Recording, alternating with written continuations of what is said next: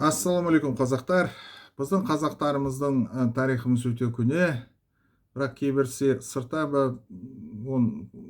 Қазақстан ішінде кейбіреулер айтады, мына қазақтардың 1936 жылы кеңес заманында құрылған деп айтады. Неге олай? Оның бірнеше себептері бар. Бірақ мен бүгін тек қана бір себебі туралы айтқым келеді, айтарым бар. Мына осы кеңес одағының патша империясының кейіпкерлері біздің ұлы батырларымыздың, ұлы тарихымыздың орында алмастыру үшін жасалған. Мына жасалғанның кейіпкерлер кеңес одақ пен ақ патша империясының кімдер? Оның барлығы емес, бірақ оның ішіндегі мынандай кейіпкері бар, олар ешқашан болмаған. Кейіпкер тағы кім бар? Нағыз қазақтардың манқұрт. Тағы да қазақ халқымыздың батырлары емес, олар іс жүзінде қазақ халқының жауы, тіпті қазақтардың қарсы геноцидке қарсы қатысқан кейбіреулер. Сондықтан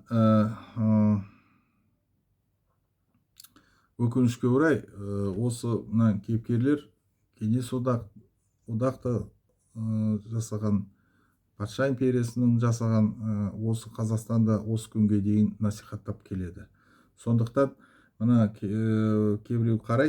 біреулер қарайды сырттан, айтады, мына қазақтардан тек қана кеңес одақта мына заманда шыққан батырлар бар, басқа жоқ деп айтады. Сондықтан олар не дейді? Қазақстан 1936 жылы Сталин қазақтарды Қазақстанмен құрған деп айтады. Сталин 7 миллионнан астам қазақтарды жойып жіберген, оказывается, ол бізде құрған деп айтады олар. Көрдіңіздер ме, қазақтар?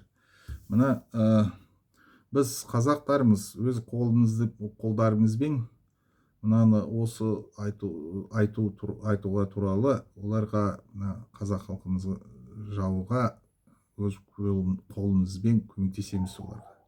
Сондықтан мен ойымша, мен айтпаймын кеңес одаққа кейіпкерлері, ақ патша империя мен қазақ кейіпкерлері бәрі қазақтардың жауы, мен айтпаймын.